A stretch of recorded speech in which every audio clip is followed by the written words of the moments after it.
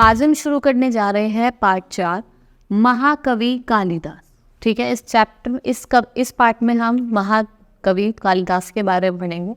प्राचीन समय में एक राजा शारदानंद की पुत्री विद्योत्मा की सुंदरता और बुद्धि की चर्चा चारों ओर थी। राजकुमारी ने विवाह करने के लिए शर्त रखी कि केवल उस व्यक्ति से विवाह करेगी जो उसे शास्त्र से हरा देगा, कि वो खाली उससे विवाह करेगी जो उससे क्या करेगा, शास्त्र से हरा देगा। उसकी ये शर्त थी।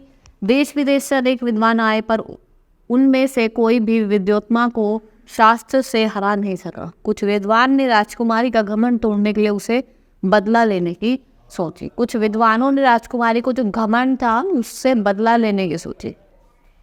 जंगल में गुजरते समय विद्वान ने देखा कि एक आदमी किसी डाल पर बैठा था, उसे ही कुल्हाड़ी से काट रहा था। वह बोले, यह तो महामूर्ख है, क्यों ना विद्योत्मा का विवाह इस महामूर्ख से करवा दिया जाए, उसका घमंड ऐसे ही चूर चूर किया जा सकता है।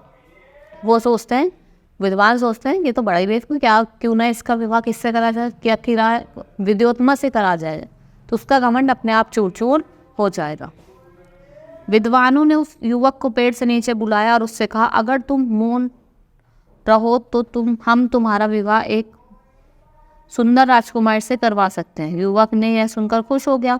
विद्वान उसे सुंदर कपड़े पहनाकर विद्योत्मा के पास ले गए और बोले, ये हमारा गुरु है, यह केवल संकेतों से ही प्रश्नों के उत्तर देगा। विद्योत्मा ने बात मान ली। ठीक है, वो उसको क्या करते हैं, तैयार व्यार करके ले जाते हैं और उससे कहते हैं कि ये हमारे गुरु हैं और ये खाली क्या करते हैं, ये खाली केवल संकेतों से ही प्रश्न का उत्तर देते हैं। ठीक है, ये कह देते हैं। ठीक है, और वो मान जाती है। शास्त्र आरंभ हुआ। विद्योत्मा ने अपनी एक उंगली उठाई और संकेतों किया कि ईश्वर एक है। युवक ने सोचा कि राजकुमारी मेरी एक आंख फोड़ना चाहती है।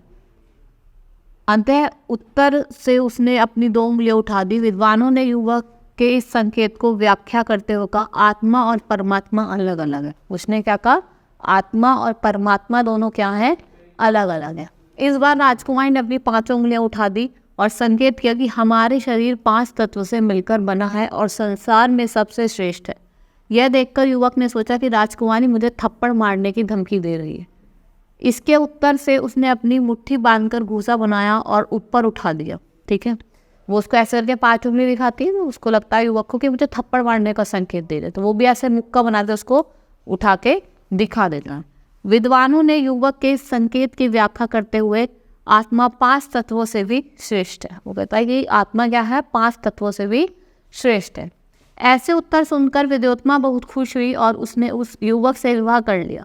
लेकिन कुछ दिनों में ही वह समझ गई कि यह विद्वान नहीं बल्कि महामूर्ख है।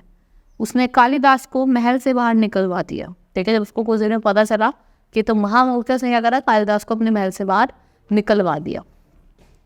विद्योत्मा समझ गई कि उसका पति तो गूंगा बहरा है और ना ही विद्वान है बल्कि वह एक महामूर्ख है। उसने उसे तुरंत महल से बाहर निकाल दिया। कालिदास को बहुत दुख हुआ। उसे ज्ञान प्राप्त करने का निर्णय किया।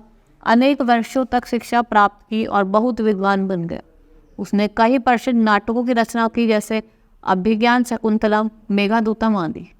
अब कालिदास को लोग महाकवि कालिदास कहने लगे। विद्योत्मा को जब पता चला तो उसने अपने पति कालिदास से क्षमा मांगी। जब उसको ये चीज़ पता चली तो वो बहुत बड़े विद्वान बन गए, तो उसने अपने पति कालिदास से क्या मांगी, क्षमा मांगी। उज्जैनी के राजा विक्रमादित्य ने महाकवि कालिदास को सम्मानित किया और अपने नवरत्नों में सम्मिलित कर दिया। और फिर जो आपके महाकवि कालिदास को किसने, विक्रमादित्य ने सम्मानित किया और अपने नवरत्नों में उन्हें शामिल कर दिया। ठीक है, नवरत्न मतलब 9 जो जेम्स थे आपके कालिदास के, उसमें क्या कर लिया, शामिल कर दिया। ठीक है, आज के लिए सिर्फ इतना ही, ये पार्ट इतना ही है, हमारा पार्ट समाप्त हुआ। धन्यवाद।